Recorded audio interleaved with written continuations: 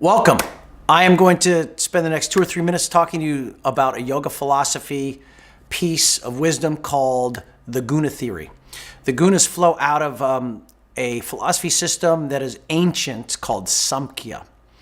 And in this yoga philosophy system, the yogis divided up, say if you have a line here, above the line is something called Purusha, and below the line is something called Prakriti. And in Purusha, think of Purusha as consciousness or spirit.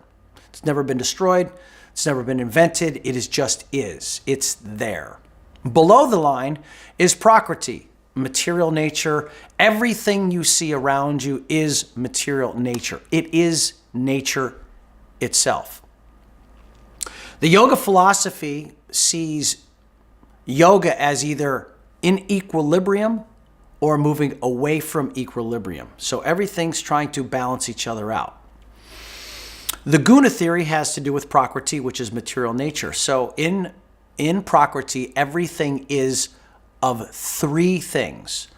There is sattva, there is rajas, and there is tamas.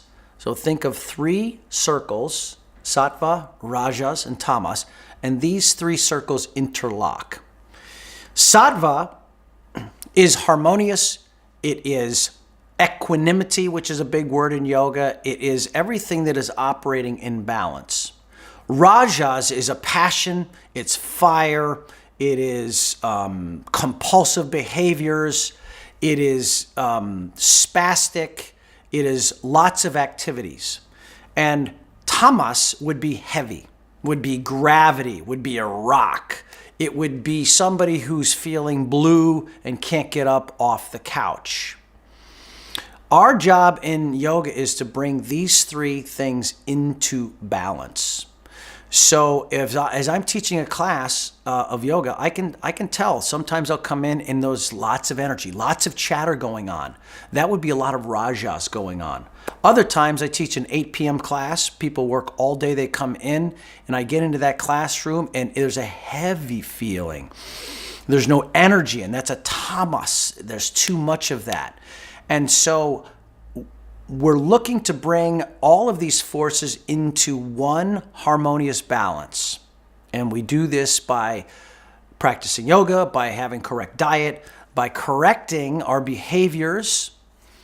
I think the most common and best example of this, the way these three gunas interlock, is you think of a candle and you have wax, you have a piece of twine that comes up out of the wax candle, and then you have flame.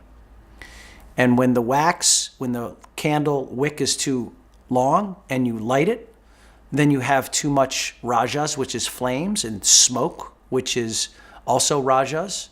And then the wax starts dripping, and that's very heavy, and that's too much tamas.